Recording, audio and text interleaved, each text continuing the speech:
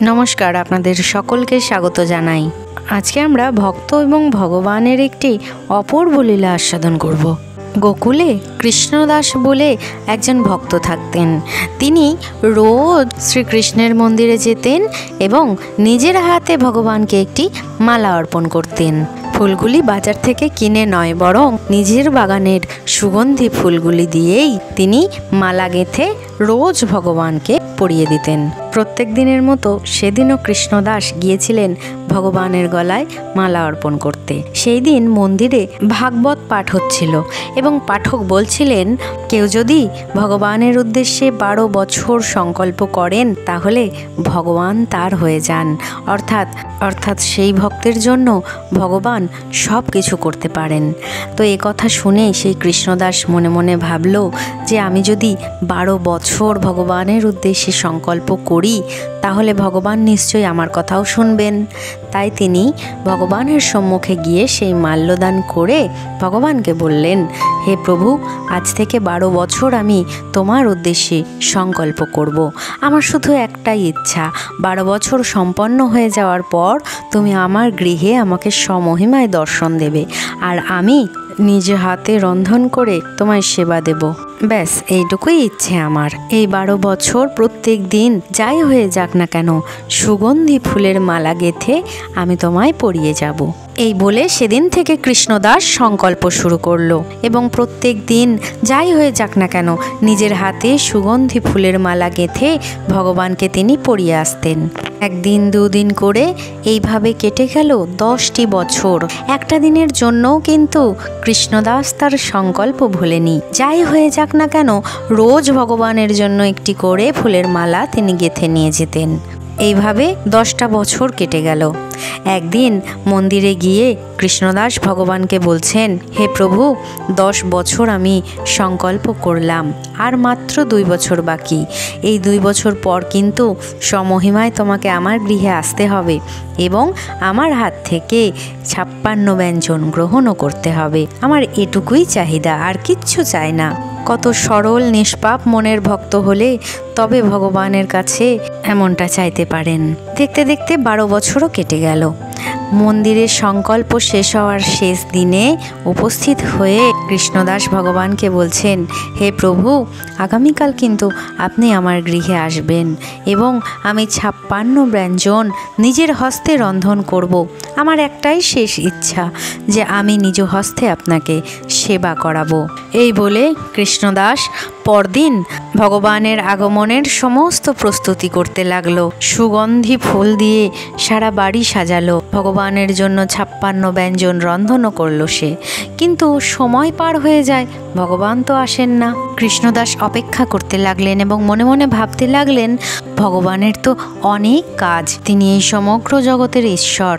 সকল ভক্তের মনস্কামনা পূর্ণ করতে করতেই হয়তো ভগবানের দেরি হয়ে যাচ্ছে। আমি আরেকটু অপেক্ষা করি, আমার ভগবান ঠিক আসবেন। সকাল গড়িয়ে দুপুর হলো, দুপুর গড়িয়ে বিকেল, তবুও ভগবান এলেন না। এইবার কৃষ্ণদাসের ধৈর্যের বাঁধ ভেঙে গেল এবং তিনি ভগবানের উদ্দেশ্যে বলতে লাগলেন, হে প্রভু, আমি 12টা বছর তোমার উদ্দেশ্যে সংকল্প করেছি এই বিশ্বাস নিয়ে যে তুমি আজ আমার গৃহে আসবে, অথচ তুমি এলে না। আজ থেকে তোমার আর আমার সব সম্পর্ক এখানেই শেষ হলো। আমি আর কৃষ্ণের দাস নই। আমি চলে যাব বর্ষানাতে, কিশোরীজির কাছে। আমি জানি শ্রী রাধারানীর চরণ আশ্রয় করলে তিনি অল্পতেই আমাকে দর্শন দেবেন, আমার মনোবাঞ্ছা পূর্ণ করবেন। এই বলে তৎক্ষণাৎ সে সমস্ত 56 ব্যঞ্জন একটা পুটুলিতে বেঁধে আর একটা পুটুলিতে ভগবানের জন্য গেঁথে রাখা মালা নিয়ে তিনি পথে বেরিয়ে পড়লেন এবং দূর থেকে এক রাখাল বালক তখনই অনেক গরু নিয়ে ফিরছিল। কৃষ্ণদাস তো চোখের জলে বুক ভাসিয়ে ঘর থেকে বাইরে বেরিয়ে পড়েছেন। চোখে ঝাপসা দৃষ্টি তখন তার। দূর থেকে যে অতগুলি গরু আসছে সেটা তিনি একেবারে খেয়াল করেননি। তখন সেই রাখাল বালক দূর থেকে চেঁচিয়ে বলছেন, ওহে সরে যাও, দেখছো না গরুর পাল ধেয়ে আসছে, তোমার যে চোট লাগতে পারে। কৃষ্ণদাসের কাছে এসে তখন সেই রাখাল বালক তাকে পথ থেকে সরিয়ে দাঁড় করালেন। কৃষ্ণদাসকে কাঁদতে দেখে সেই রাখাল বালক জিজ্ঞেস করলো, তোমার কি হয়েছে গো, এভাবে কাঁদছো কেন? কৃষ্ণদাস কাঁদতে কাঁদতে সব কথা খুলে বলল সেই রাখাল বালককে। সব শুনে রাখাল বালক বলল, ও ভগবান ওই রকমই সবার সাথেই ছলনা করেন। তো আমি একটা কথা বলি, আমার না খুব খিদে পেয়েছে, সারাদিন গরু চড়িয়ে কিচ্ছু আহার জোটেনি। তো তোমার কাছে তো এই 56 ভোগ রয়েছে, তুমি আমাকে একটু ভোগ দাও না গো, বড় ক্ষুধা লেগেছে আমার। চলো ওই গাছের তলায় গিয়ে বসে এই সেবা গ্রহণ করি। সেই রাখাল বালকের কথা শুনে কৃষ্ণদাসের মনটা বড়ই উৎফুল্ল হলো এবং তিনি মনে মনে ভাবলেন যে সত্যিই তো, যে অভুক্ত আছে তাকেই বরং সেবা করায়। এই বলেই সেই গাছের তলায় গিয়ে সমস্ত ব্যঞ্জন সাজিয়ে বসলেন সেথায়। কিন্তু রাখাল বালক বলে উঠল, হে প্রভুজি, আমি সারাদিন গরু চড়িয়েছি, সারা গা হাত পায়ে আমার ধুলো, হাতে গোবর, তুমি একটু আমায় খাইয়ে দাও না গো।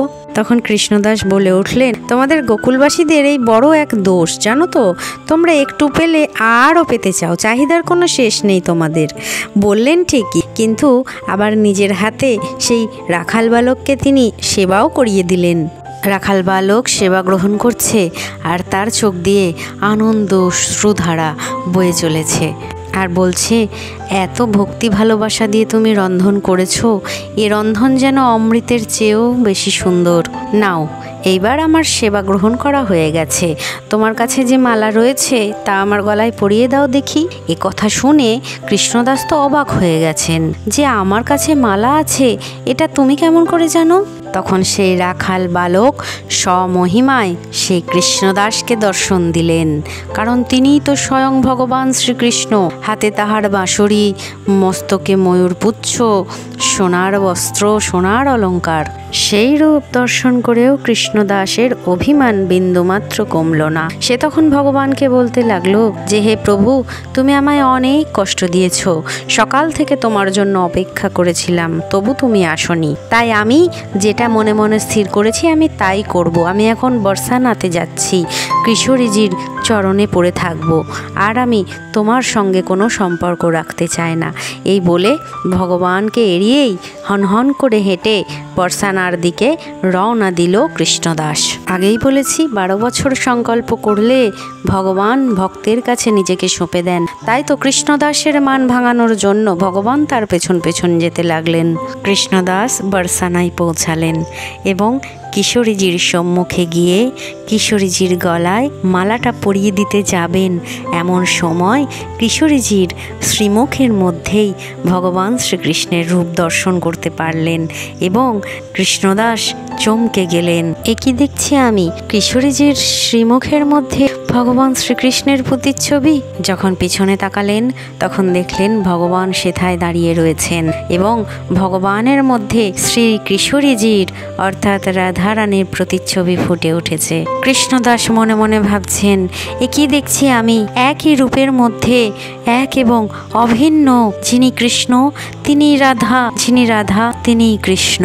এহেন রূপ দর্শন করার পর কৃষ্ণদাস বুঝতে পারলেন জীবনের আসল সত্য। তিনি ভগবানের উপর অভিমান করেছিলেন ঠিকই, তখন তার অভিমান ভাঙল এবং তিনি ভগবানের দর্শন পেলেন। সত্যিই তাই, ভগবান তার প্রিয় ভক্তের পরীক্ষা নেন। ভগবান যেমন পরীক্ষা নেন তেমন ভক্তের পাশে থেকে তাকে জিতিয়েও দেন। ভক্তি ভরে বলুন, রাধে কৃষ্ণ।